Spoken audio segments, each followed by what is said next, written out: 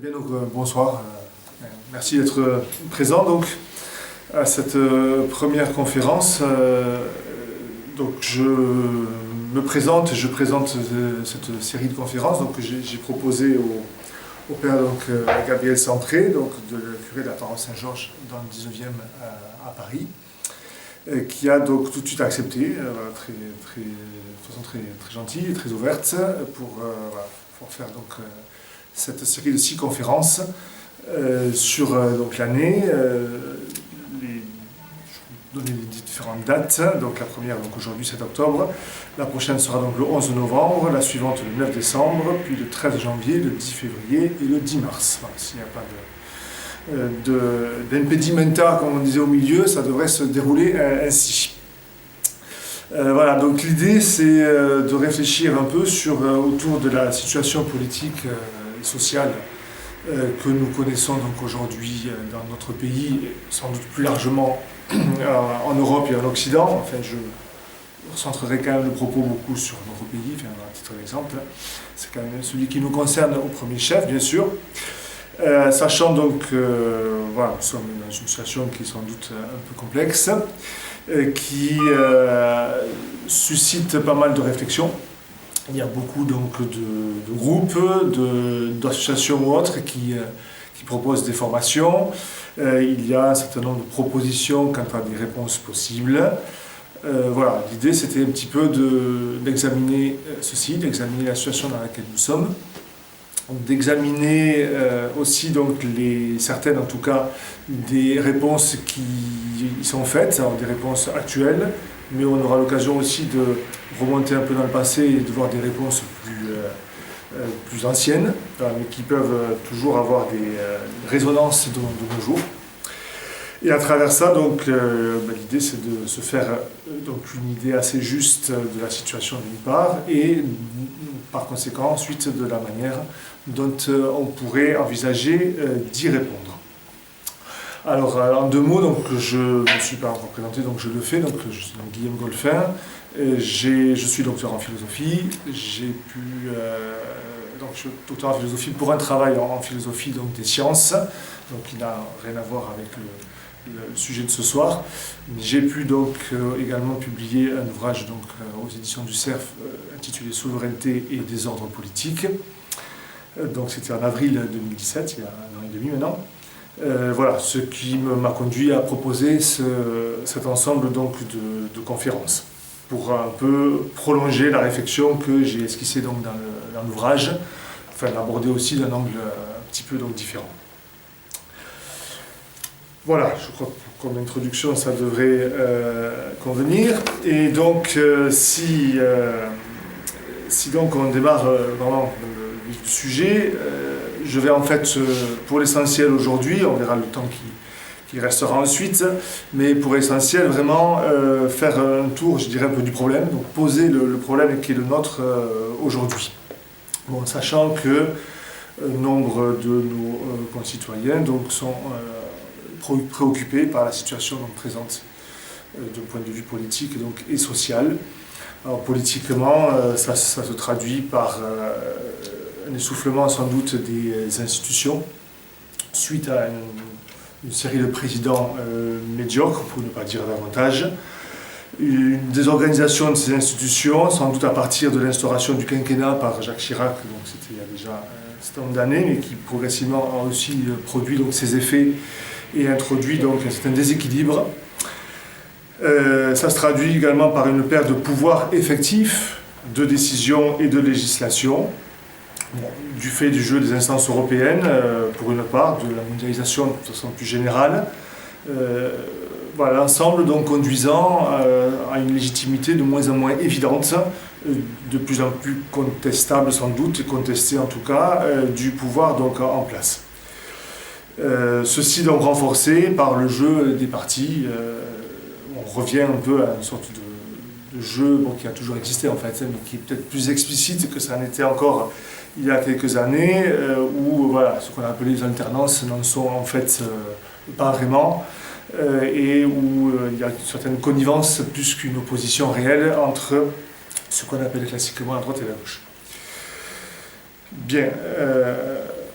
Voilà, donc quant à l'état de la société, on a bien entendu un certain nombre de sujets, de préoccupations assez évidents. Les propos du dernier ministre démissionnaire en date ne sont pas bien sûr des plus rassurants. En même temps, ils viennent conforter, on pourrait dire, ils viennent confirmer les propos qu'il a tenus de façon plus ou moins officieuse, mais quand même, ça avait été rapporté le précédent président, hein, qui avait parlé donc de territoire qui était en sécession. Bon, l'actuel, enfin, il est plus actuel précisément puisqu'il a démissionné, mais donc le précédent ministre de l'Intérieur est allé dans ce sens en craignant qu'il y ait un face-à-face donc à terme entre les populations disons, des banlieues. Bon, ça, en gros, c'est celle-ci qui était visée, et puis bien, le reste de la population. Certains donc pointent à l'horizon une possibilité d'une guerre civile. Ce sont des sujets qui sont largement donc, dans l'air du temps.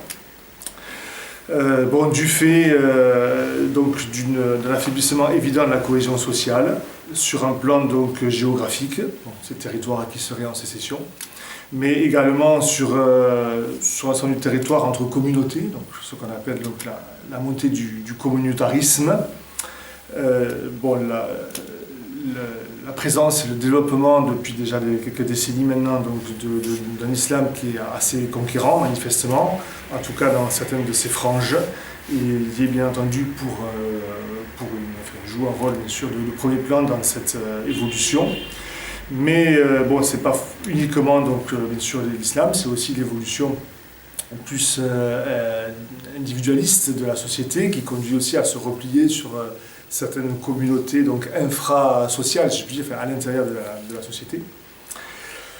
Mais les déséquilibres sociaux, c'est aussi des déséquilibres plus anciens entre campagne et ville, donc qui ne sont toujours pas résorbés. Une certaine désertification des campagnes, peut-être un peu plus relative qu'il y a quelques années, mais enfin, qui n'est quand même pas du tout terminée. Le problème, bien entendu, structurel du chômage, dont on semble s'être fait une raison, on n'en parle plus beaucoup. Voilà, comme si c'était devenu naturel d'avoir quelques 10% officiels donc de chômeurs, sans compter donc, tous ceux qui ne sont pas comptabilisés mais qui le sont réellement, ou en tout cas qui sont dans un mode de travail qui n'est pas régulier. Bon, mais les déséquilibres sociaux, c'est aussi la perte d'influence de certaines instances structurantes de la société. Perte d'influence ou au contraire gain d'influence, mais d'une influence plutôt pervertie. Bien entendu l'Église, qui a quand même donc, un rôle qui est beaucoup plus faible aujourd'hui sur un plan social général que ça ne l'était dans le passé.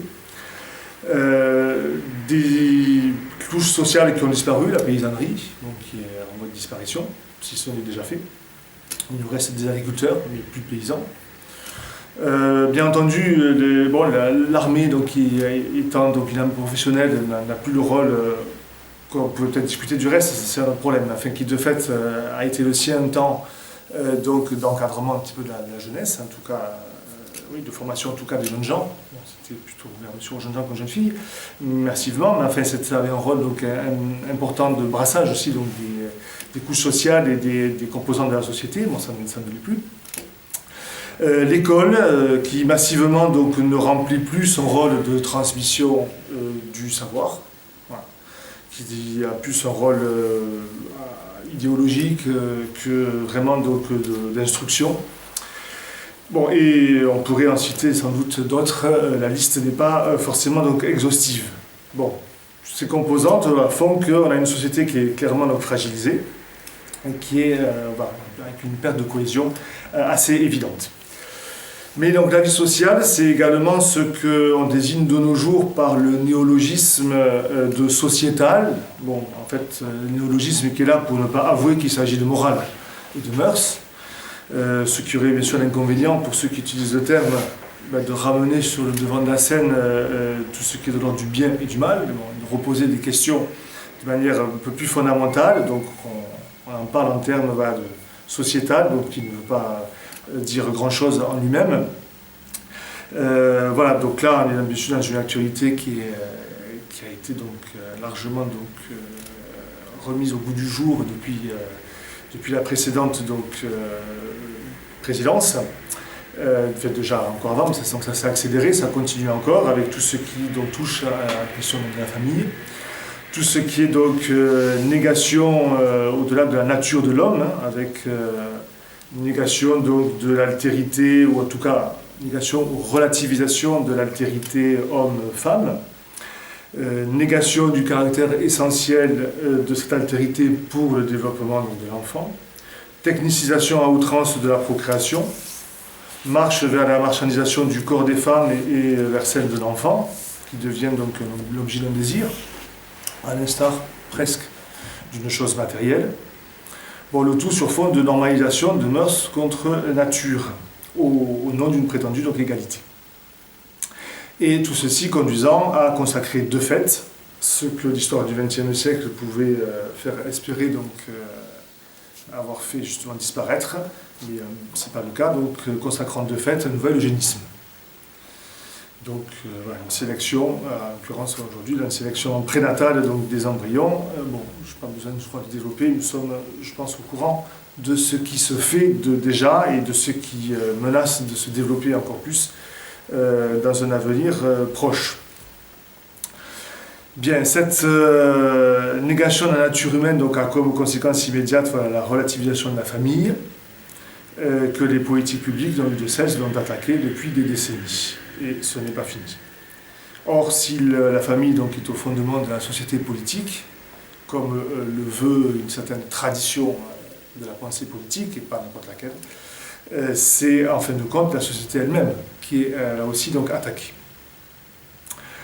Bien, on peut ajouter à cela encore le fait que la plupart donc, des médias, comme on dit, les médias en tout cas officiels, journaux, télévision notamment, n'ont plus vraiment un rôle d'information, mais davantage de gardien du temple, comme on dit parfois, hein, du temple donc de la laïcité directement, du temple d'une certaine société mondialisée donc de l'autre, les deux en France en tout cas étant largement donc dans une sorte de complémentarité. Bien, ces médias se transformés en quelque sorte en une sorte d'agent officieux de la pensée officielle, et menant donc des campagnes de dénonciation, ou tout comme, hein, qui font quand même penser, si bien sûr la comparaison mériterait de souligner aussi qu'il y a des différences, bien sûr, mais enfin ça n'est pas sans évoquer certaines campagnes de dénonciation qu'il pouvait y avoir durant la révolution culturelle, je pense bien sûr en Chine, ou choses de ce genre.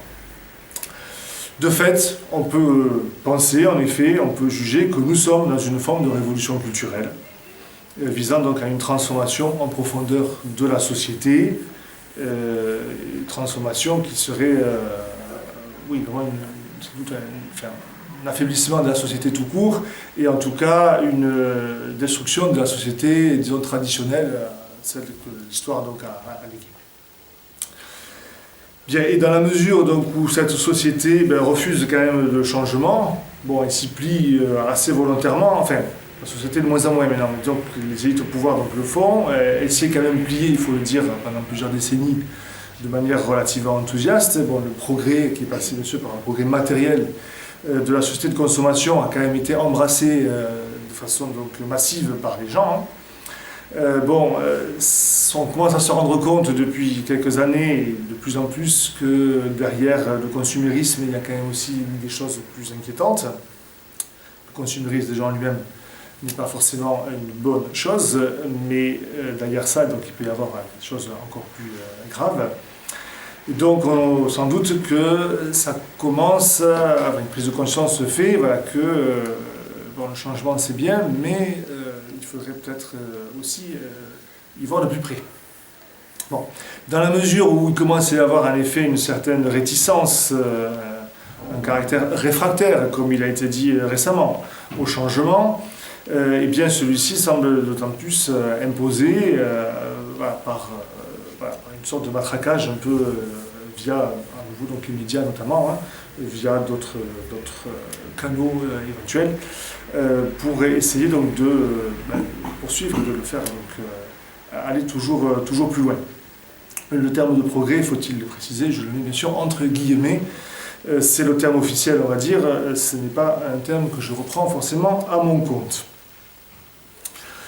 Bien, voilà, donc cette évolution-là, ce caractère peut-être de plus en plus ouvertement presque coercitif, ou voire coercitif tout court du système en place, conduisent certains à parler de nouveau totalitarisme, ou à tout le moins de dictature, confère les propos de Monseigneur Aupetit il y a quelques jours, disant que s'il n'y avait plus de liberté de conscience, on est dans une forme de dictature.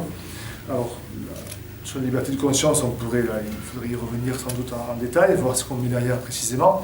Mais enfin, à un premier niveau, c'est relativement évident, on peut accepter la notion. Et la négation de plus en plus ouverte, enfin en tout cas la tentation de nier de la part du pouvoir en place la possibilité donc, de cette liberté de conscience, en l'occurrence, c'est à nouveau par rapport aux questions liées donc, à ce qu'on appelle la vie, donc tout ce qui est donc le rapport donc, aux embryons, donc, à la natalité. C'est bien sûr ça qui était en jeu dans la discussion avec Monseigneur Aupetit, et c'est ça qui est un peu le fer de lance actuel. Donc la négation de cette liberté fait clairement rentrer dans un régime qui serait autoritaire à sa manière. Bien que, bien entendu, officiellement, nous sommes toujours dans une démocratie libérale et que les autoritaires, les méchants autoritaires, sont ailleurs. La fameuse loi, pour terminer sur ça, qui n'est pas passée, mais qui a été proposée sur ce qu'on a appelé cet élégant anglicisme de fake news, va bien entendu dans ce même sens. Bien, donc on a tout un ensemble, je ne prétends pas du tout être exhaustif, il y aurait d'autres aspects qu'on pourrait sans doute trouver et souligner, mais tout un ensemble donc d'événements, de tendances qui convergent quand même pour faire un portrait d'une situation qui devient franchement préoccupante. On pourrait évoquer aussi la judiciarisation de plus en plus grande de la vie politique ou médiatique, et ainsi de suite. Bien, cette détérioration de la communauté politique, elle nous affecte bien entendu en tant que nous en sommes des membres. Nous sommes donc, comme on dira en République, des citoyens, en tout cas donc des membres de la communauté donc, en question. Mais si nous sommes chrétiens, elle nous affecte également en tant que chrétiens. Elle rejaillit en fait sur notre vie de foi, laquelle n'est bien sûr pas séparable donc, de la culture dans laquelle nous sommes donc insérés et de notre vie sociale. Alors ça, c'est donc un sujet de discussion qui est vraiment d'actualité, qui a donné lieu à pas mal de publications. Pour ma part, je verrai les choses un peu sous trois aspects. Le premier, évident, c'est qu'il y a donc un divorce entre les principes moraux défendus donc, par le christianisme et qui relèvent d'abord, selon la doctrine donc, chrétienne, de principes moraux naturels. Donc la fameuse donc, loi naturelle, que la foi donc, vient conforter en nous, dont elle vient conforter en tout cas la perception, la connaissance, et qui rentre frontalement donc, en opposition avec les principes donc, de l'organisation sociale contemporaine. Bon. L'exemple, c'est à nouveau donc, l'exemple de la famille, je n'y reviens pas, mais ça pourrait bien sûr être illustré par d'autres choses, ça couvre en fait l'ensemble des mœurs. Bien, donc là il y a déjà un premier point, c'est une sorte de porte-à-faux entre les chrétiens et le monde dans lequel, de fait, ils vivent, donc pour autant que nous en sommes, dans lequel nous vivons. Mais ça va bien sûr plus loin, il y a un deuxième aspect, c'est la disqualification de toute opposition au discours dominant. Ce que certains ont appelé le discours intimidant, qui vise à faire taire toute opposition possible et qui va tenir donc dans le mépris et même un relatif ostracisme de plus en plus affirmé, je pense, dans lequel donc, on va tenir donc, justement particulièrement les chrétiens, plus généralement pour les opposants, c'est vrai, et particulièrement sans doute donc, les chrétiens parce que le pouvoir perçoit bien que ils ont... nous avons, si je parle à la première personne, eh bien dans la foi et dans la doctrine chrétienne traditionnelle, de quoi nous opposer justement à ces évolutions. De quoi nous opposer de façon structurée, rationnelle, ferme, solide. Donc on est d'autant plus gênant de ce point de vue-là. Bon, alors, bien entendu, et concernant tout particulièrement la France, ici se mêlent beaucoup de considérations, donc, voilà, différentes, qui sont convergentes, hein, mais qui sont quand même non distinctes. Bon, de l'opposition historique de la République donc à l'Église, hein, donc, depuis donc, la Révolution, et puis ça a été donc réactivé au moins depuis la Troisième République, et donc la quasi-exclusion des chrétiens de la vie politique, sauf voilà, à mettre sous le boisseau complètement la foi et les principes vraiment donc, du christianisme. Donc ça c'est bien sûr bon, une chose qui est traditionnelle dans la vie politique française, qui n'a pas changé de fait.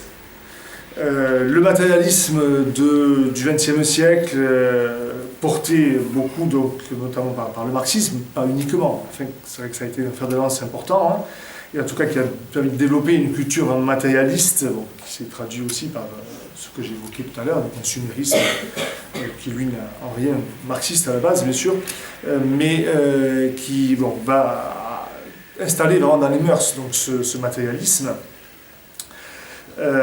Donc ça c'est un autre point bien sûr qui contribue donc à conduire à discréditer un message qui serait à l'opposé, donc le message chrétien qui va privilégier, pour le dire dans les termes des évangiles, le royaume de Dieu à la vie présente, qui va privilégier la recherche du bien et de la justice par rapport à l'intérêt matériel ou au bien matériel.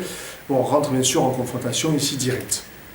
Et donc, ça a conduit bien sûr à s'efforcer d'écarter de la place publique et bien tous ceux qui seraient porteurs de cette contradiction par rapport donc, au discours officiel. Bien entendu, bon, la subversion actuelle des mœurs, à nouveau, contribue à conduire donc, à écarter le discours chrétien, le message donc, que peut faire valoir donc, l'Église et que peuvent faire valoir les chrétiens. Donc le résultat, c'est que nous sommes donc d'autant plus en porte-à-faux que nous sommes donc à nouveau exclus. Voilà, et la tentation, clairement, est quand même grande de faire de les chrétiens l'historien de seconde zone, dont la parole donc n'aurait aucune autorité. Bien, il suffit de voir aussi comment donc, les médias prennent de haut, y compris, pour reprendre l'exemple de Monseigneur Aupetit, je ne sais pas si vous avez eu l'occasion de voir la vidéo donc, de son interview, je ne sais plus dans quelle radio c'est, je crois que c'était à RTL, le ton absolument méprisant dans lequel, voire comminatoire, dans lequel a parlé donc, la journaliste. Ce serait cru une sorte de tribunal révolutionnaire, dans lequel l'invité n'était pas quelqu'un qui était appelé à donner un point de vue, mais plus un accusé, ou un quasi-accusé d'office. Bon, c'était assez surprenant, malheureusement non, mais en tout cas assez symptomatique. Bien, troisième aspect concernant le problème donc, spécifique on va dire, aux chrétiens, c'est bien entendu la crise interne à l'Église. Bon. Je crois que de ce point de vue-là, l'époque contemporaine signe l'échec de la politique de la main tendue prônée par le Concile Vatican II. Au Concile Vatican II, donc, il y avait eu l'idée d'une ouverture au monde en oubliant donc, les vieilles querelles, une sorte de proposition faite au monde politique, au monde sociopolitique, voilà, et de terminer avec les vieilles oppositions et de rentrer dans une sorte de coopération bienveillante, on pourrait peut-être dire ça en ces termes. Bon, manifestement, le monde n'y a pas répondu. Il n'y a pas répondu, on pouvait sans doute s'y attendre. L'attitude n'a pas forcément été complètement nouvelle, on pourrait remonter plus avant. Hein. Si on remontait à la fin 19e, début 20e siècle, Ferdinand Buisson, le bras droit de Jules Ferry dans la mise en place de l'école laïque, se montrait intéressé dès cette époque-là par les évolutions modernistes de l'Église, en y voyant très clairement le fait que l'Église commençait à se normaliser et à rejoindre l'ordre républicain, en tout cas elle en prenait le chemin, elle avait encore du chemin à faire, mais bon, elle était sur la bonne voie. Voilà, donc ça c'était dans un contexte qui bien sûr était différent, hein, mais on peut supposer que les successeurs de Ferdinand Buisson, lequel a été président de la Ligue des droits de l'homme, pour situer un peu la perspective, ses successeurs ont sans doute réagi de la même manière, c'est-à-dire qu'ils ont plutôt vu dans la main tendue une faiblesse, une une proposition vraiment donc, intéressante, on va dire, enfin, qui pouvait leur apporter quelque chose. Bien entendu, bon, il faudrait voir en détail, forcément, les réactions ont pu être diverses, mais enfin, massivement, et leur est forcé de constater, après quelques décennies, que l'Église n'a pas retrouvé une place donc, pleine et entière dans le concert de la société, bien au contraire, et qu'elle n'a pas été, ou elle n'est pas moins méprisée qu'elle n'a pu l'être dans le passé. Bien, donc il est certain que cette crise interne de l'Église, bon, qui de fait se traduit par cette réactivation, mais souvent des oppositions qu'on avait connues avec la crise moderniste au début du XXe siècle, entre une aile plus progressiste dans l'Église, toujours selon ce terme officiel de progrès, et puis une aile plus conservatrice, je mets aussi donc, des guillemets, c'est bon, un peu les termes officiels. Bon, ceci est bien entendu réactivé très clairement de nos jours et donne lieu à des tensions qui sont fortes. Bon, sans compter les scandales liés aux mœurs, bon, ça c'est un aspect qui, bien entendu, n'est absolument pas négligeable. Nous en savons quelque chose dans l'actualité toute récente, et qui, bien sûr, n'est pas fini. Bon, le résultat de cette crise, c'est que, bien entendu, le malaise des chrétiens est d'autant plus grand que voilà, l'institution est quand même, en sort forcément affaiblie. Bien.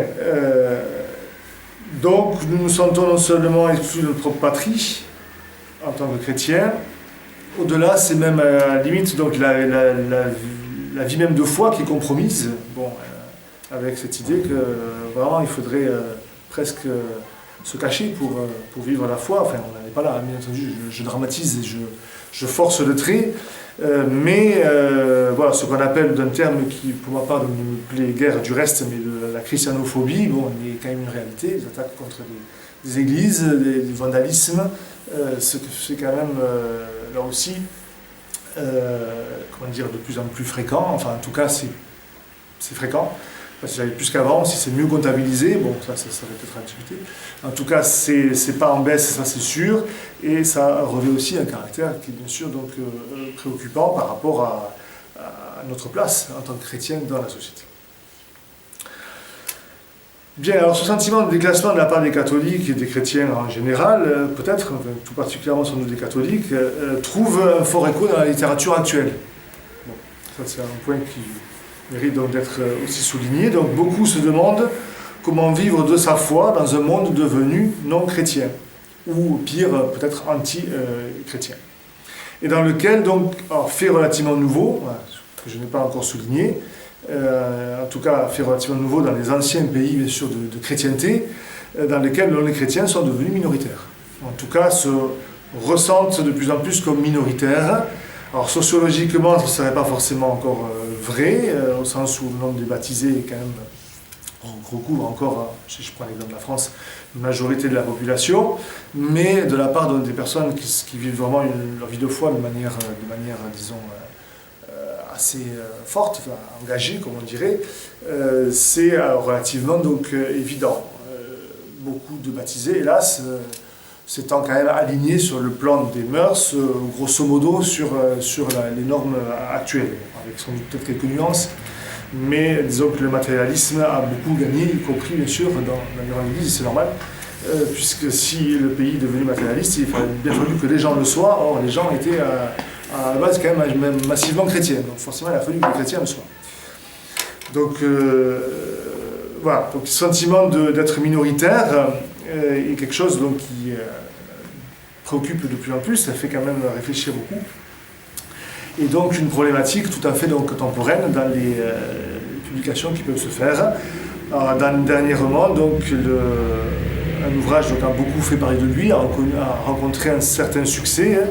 C'est donc l'ouvrage de l'américain, donc Rod Dreher, qui était, je crois, à l'origine agnostique, sinon athée, qui s'est converti au catholicisme et qui est passé à l'orthodoxie. Bon, ça c'est son parcours personnel, qui a écrit donc un ouvrage qui a été publié en 2017 en France, en traduction française, Comment être chrétien dans un monde donc, qui ne l'est plus, le Paris bénédictin. Bon, qui prône donc de construire, je cite, un mode d'existence chrétien qui surplombe l'océan agité de la modernité, comme un îlot où se conserve la sainteté et la stabilité. donc une sorte de nouvelle fuite du monde, dans une sorte voilà, d'un peu de retrait par rapport à la vie donc, sociale commune, qui, voilà, surtout retrait un peu de la vie politique. Alors, Dreyas s'en est beaucoup défendu, on le reproché, s'en est beaucoup défendu. Il n'est pas complètement, je crois, convaincant dans le fait qu'il fait quand même un bon marché des moyens proprement politiques, voilà, par rapport, donc, pour essayer de réagir par rapport à cette situation. D'autres ouvrages de facture plus médiocres, je pense, mais bon, qui ont le mérite aussi d'exister. Hein. Il y a un ouvrage de François Huguenin sur le Paris chrétien. Bon, le titre démarque un petit peu celui de Dreher. Je ne sais pas si c'est volontaire ou pas, je l'ignore. Celui de Jean-Luc Marion, bon, qui est connu comme métaphysicien et pas du tout comme philosophe politique, mais qui a publié un petit ouvrage, donc Brève apologie pour un moment catholique. Voilà, les deux se convergeant dans le fait d'être franchement hostiles donc à utiliser des moyens politiques pour essayer donc d'exister au sein de la communauté politique. Alors, par moyens politiques, il s'agirait en tout cas dans leur idée de la conquête du pouvoir, très clairement. Et quelqu'un comme François Huguenin, qui est par ailleurs un très bon historien des mouvements de droite et de la pensée, donc, de la pensée politique de droite, Action française ou droite plus généralement.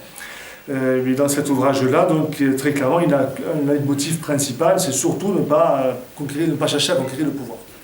Et donc, les chrétiens devraient se contenter de témoigner de leur foi au sein d'un monde qui n'est plus majoritairement chrétien, dans lequel voilà, il leur faut trouver sans doute une place, mais ne pas chercher à se démarquer particulièrement, voilà, ou en tout cas le faire uniquement par rapport à une proposition de foi ou de sens, comme on peut dire parfois. Bon, à l'opposé, on va trouver des ouvrages qui vont préconiser au contraire une résistance politique. Bon, c'est le cas de l'ouvrage d'un jeune homme, Julien Langella, donc catholique et identitaire, de la Manif pour tous à la Reconquête, voilà, qui prône vraiment donc une résistance d'ordre politique et très clairement la conquête du pouvoir. Bon, c'est quelqu'un qui est converti, qui était un des fondateurs du mouvement donc, des identitaires, qui est un mouvement assez à droite, comme on dit, hein, et qui lui donc s'est converti au catholicisme. Voilà, mais a gardé donc cette idée, bien sûr, d'utiliser des moyens politiques. Alors, ça a donné lieu à pas mal de discussions, à pas mal de critiques, certaines donc comme de Plunkett, son prénom c'est Patrice de Plunkett, dans son ouvrage Cato, nous ne devenons pas une secte, voilà, se faisant la critique voilà, de l'utilisation de moyens politiques pour essayer de résoudre les problèmes donc, que rencontrent les chrétiens par rapport donc, à la vie sociale commune. Bien, dans les faits, terminons ceci par rapport voilà, à cette problématique propre aux chrétiens. Dans les faits, donc, il s'est produit quand même depuis au moins 2012-2013, donc un certain réveil des catholiques, donc, depuis donc, la fameuse opposition, donc, les fameuses manifestations donc, contre la loi Taubira, la loi dite Taubira, donc sur le mariage des personnes de même sexe. Donc mouvement alors, qui est plus large que... qui n'est pas un mouvement uniquement fait par des catholiques, mais enfin qui, qui a été quand même assez massivement investi par des catholiques, et qui donc a conduit voilà, à un certain nouvel engagement, enfin une prise de conscience très clairement du malaise donc, que je pouvais évoquer, du problème grandissant donc, de ce divorce donc, entre la morale officielle et ce que nous estimons en tant que chrétiens donc, vrai et juste et bon. Et donc, voilà, cette idée de réagir et de prendre des moyens de l'action. Bien, alors pour l'essentiel, cet engagement, il s'est traduit par un engagement à droite, comme on dit, avec un rapprochement donc, avec des penseurs ou des courants qui ne sont pas catholiques. Pensons donc au niveau des penseurs à l'influence incontestable d'un Éric Zemmour, hein, qui fait beaucoup parler de lui, mais qui a bien sûr eu une influence très grande, je crois, dans aussi la prise de conscience donc, des problèmes politiques que nous avons aujourd'hui. Quoi qu'on pense donc, de ce qu'il peut proposer par ailleurs, mais il est quand même donc, il a eu un écho certain. Bon, la vente de ses livres atteste de façon donc, indéniable. Bon, un rapprochement avec des partis politiques. Bon, certains se sont investis donc, à l'ancien Front National, d'autres chez les Républicains. Le fameux mouvement Sens commun qui a essayé d'investir donc, les Républicains et d'essayer d'insuffler une sorte de dynamique plutôt chrétienne, ou en tout cas compatible largement sur un plan moral et politique avec donc, la foi chrétienne. Bon, jusqu'à présent, donc, ceci n'a pas donné des résultats qui sont tout à fait donc, probants. On est dans une sorte de période où il y a un peu, donc manifestement les gens se cherchent beaucoup, où il y a une assez grande donc, confusion, où ce qui semble émerger, c'est un appel donc, à une certaine droite conservatrice, voilà, qui serait donc la réponse au problème donc, que nous avons donc évoqué, au problème actuel, par opposition donc, à la gauche. Donc, on se situe dans une structure donc, politique, disons, classique, d'opposition droite-gauche, avec simplement cette idée voilà, de faire une vraie droite, une droite qui ne soit pas une deuxième gauche, comme on a pu le dire, pas forcément à tort du reste, des mouvements donc, de droite, disons, un peu classiques. Voilà, mais on reste voilà, dans le cadre donc, tout à fait habituel, on va dire, du jeu politique, tel que donc, il est défini par les institutions et par la vie politique au sein de la République. Voilà, bon, jusqu'à présent, donc, ce sont des mouvements qui sont encore donc, sur pleine activité, qui s'efforcent donc d'émerger, de se structurer. Force est de constater que jusqu'à présent, ça n'est pas encore abouti à tout le monde. Bon, on verra dans une prochaine conférence un peu plus profondément ce que j'estime qu'il faut en penser, mais à tout le moins, donc, il y a au moins le mérite d'un dynamisme, c'est une volonté de ne pas rester donc, passif et d'essayer donc, de proposer quelque chose, voilà. Mais voilà, ce n'est pas encore tout à fait donc, convaincant, c'est le moins qu'on puisse dire. Bon, les forces de résistance du système en place sont bien sûr très fortes. La division au sein de ces mouvements est donc pas négligeable, c'est bien sûr un affaiblissement qui est une cause d'affaiblissement certaine, un manque donc d'unité qui est relativement donc évident. Donc tout ceci fait que jusqu'à présent, voilà, on n'a pas encore bien une réponse qui soit complètement donc convaincante.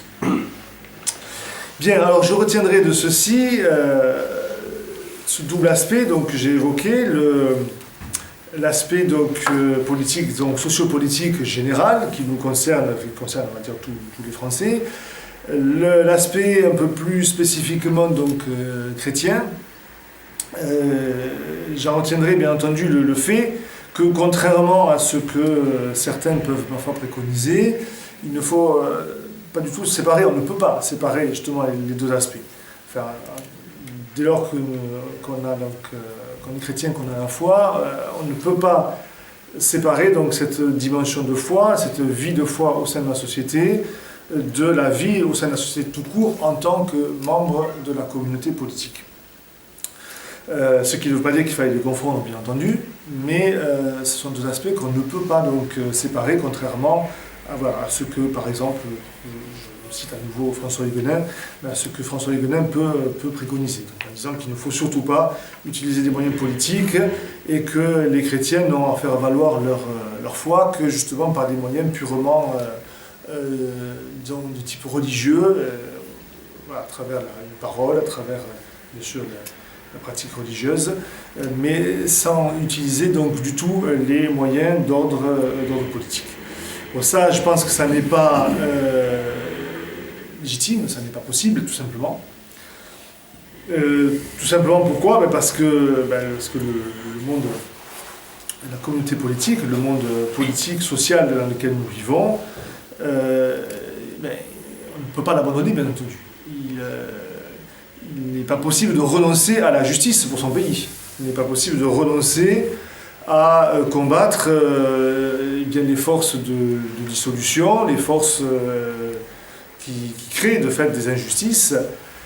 Bon, c'est pas possible pour nous, c'est pas possible pour nos enfants, tout simplement, pour la suite, je dirais, de notre histoire, de l'histoire de notre pays. Bon, jusqu'à nouvel ordre, le pays n'a pas disparu, et donc il est bien entendu absolument impensable de ne pas vouloir le perpétuer. Bon, ce serait renoncer à, je dirais, à toute vie humaine normale. Bon, une vie sociale, ça s'inscrit dans une continuité à travers le temps, ce qu'on va appeler l'histoire. Bon, il peut y avoir des interruptions qui sont toujours forcément dramatiques. Jusqu'à présent, ça n'est pas le cas, et voilà, et donc il y a bien entendu la transmission à faire et une continuation de la culture, de notre pays tout court, à vouloir, à chercher donc à faire, à entretenir. Et donc il n'est absolument pas possible de renoncer tout simplement voilà, à la justice. Je crois que c'est le terme qui va résumer tout ça. On ne peut pas se résoudre à l'injustice et au désordre politique. Donc ces deux aspects pour nous sont liés, voilà, sont intrinsèquement liés. Alors reste que donc ces deux aspects donnent bien entendu une image de la situation présente qui est donc préoccupante. Règne aujourd'hui donc une grande confusion, je crois, tant dans le choix des moyens, en fait, à retenir bien sûr pour faire face à la situation, que de manière plus fondamentale, je pense, dans l'analyse même de la situation en question. Alors là aussi, donc, on va tomber sur certaines oppositions là, qui seront peut-être plus des oppositions de tempérament.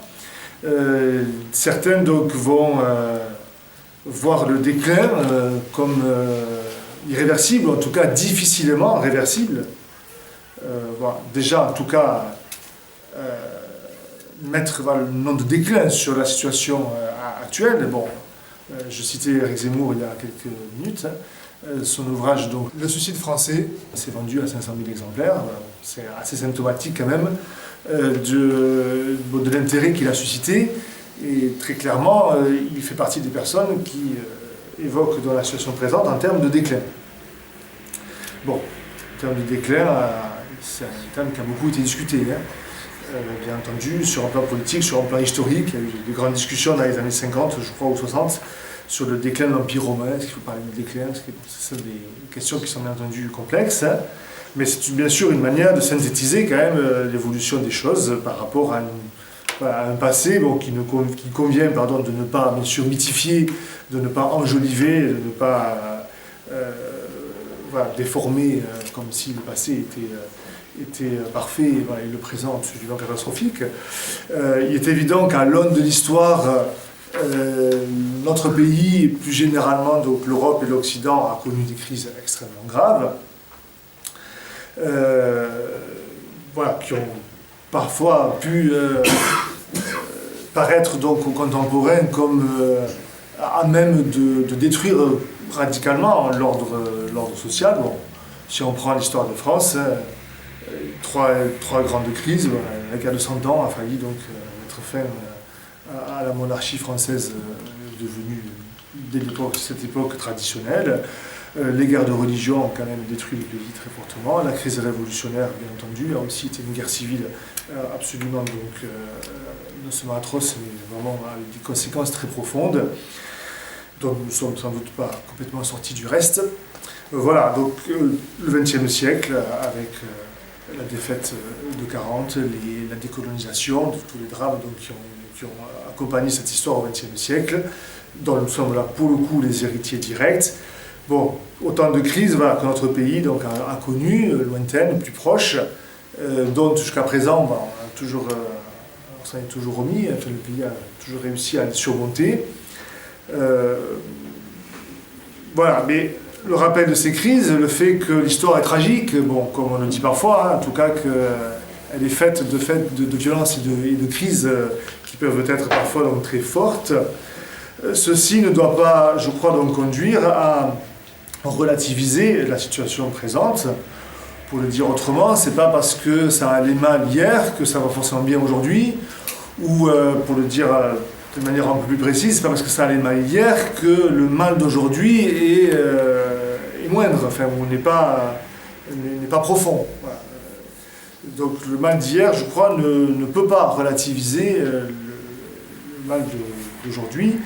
Et puis, bien entendu, le mal d'hier, c'était pour nos ancêtres, enfin, ça peut être pour nous parce que nous pouvons en subir les conséquences, bien sûr, mais directement c'était pour nos ancêtres. Nous vivons à notre époque et notre responsabilité, c'est bien entendu d'affronter les problèmes qui sont d'abord les nôtres et d'essayer de les affronter au mieux aussi pour nos enfants et puis la descendance, pour essayer de leur léguer un pays qui soit peut-être un peu en meilleur état qu'il ne l'est de nos jours.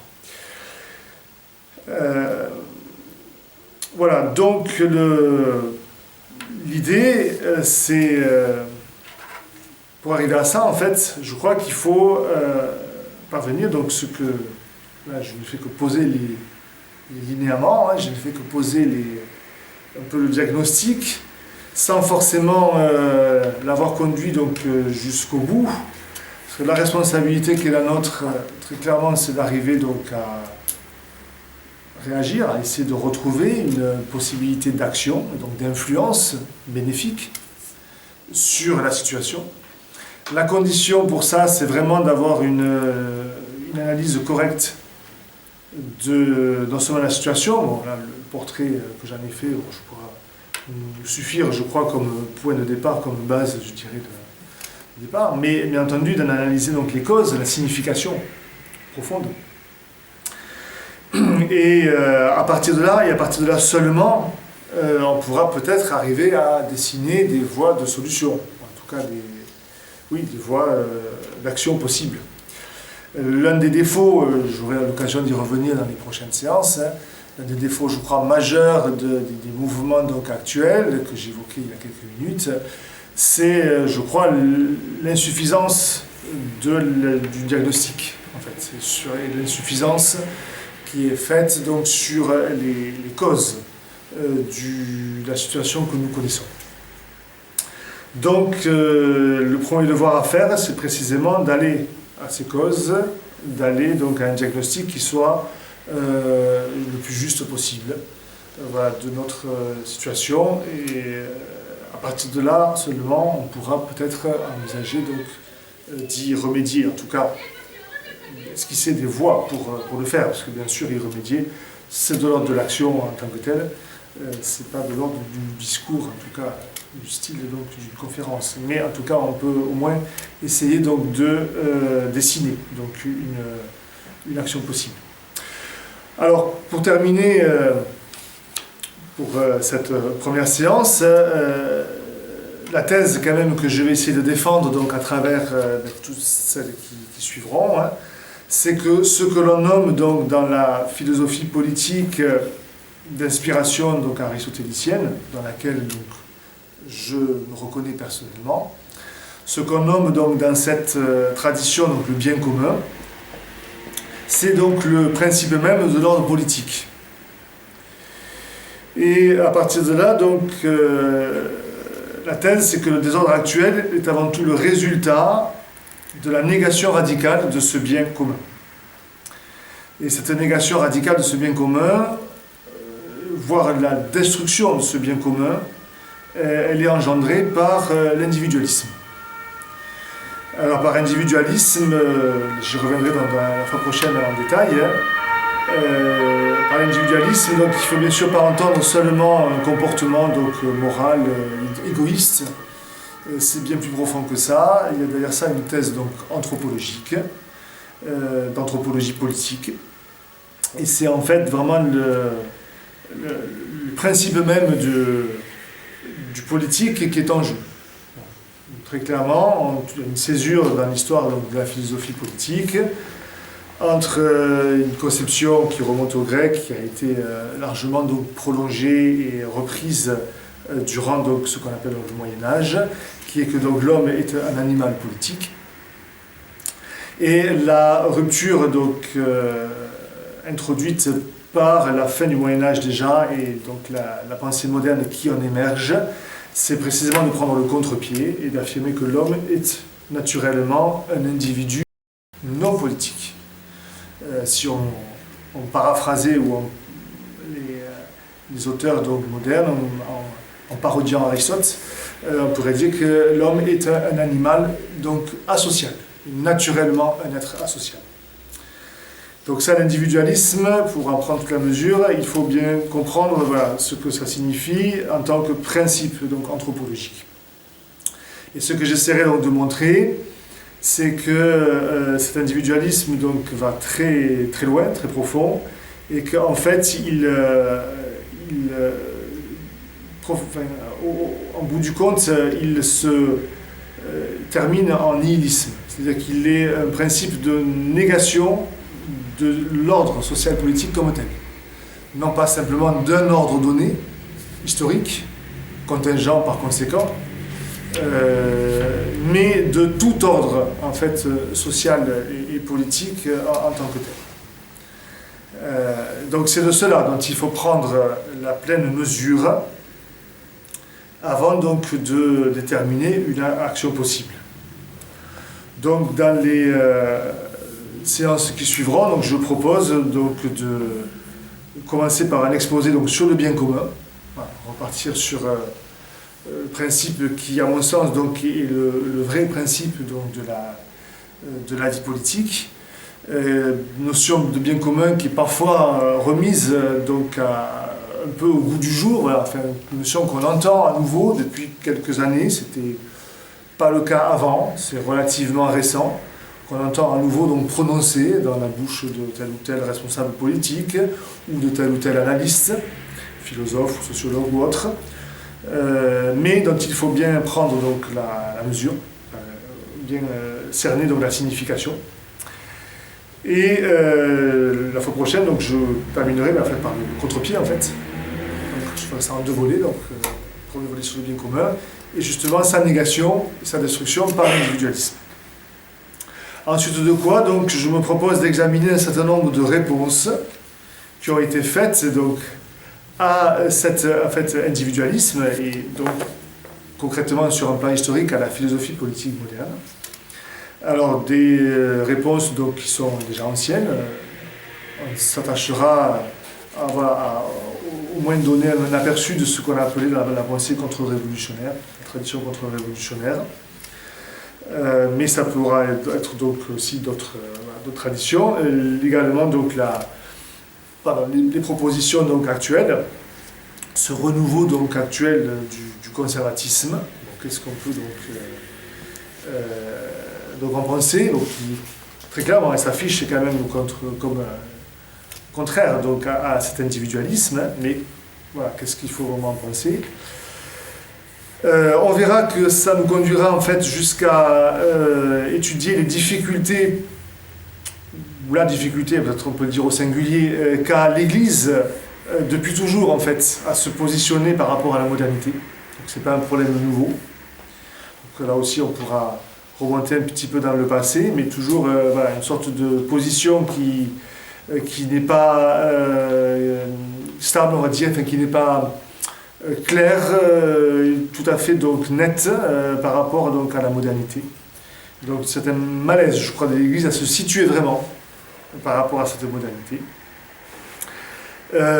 Tout ceci donc est ce que j'appellerais un peu les insuffisances donc, de ces réponses, nous conduisant donc à étudier dans un troisième temps la signification métaphysique de l'individualisme, c'est-à-dire donc ce que j'ai appelé le nihilisme. Et à partir de là, donc, on essaiera de voir comment se confronter à cette tyrannie bien particulière qu'est la tyrannie du nihilisme.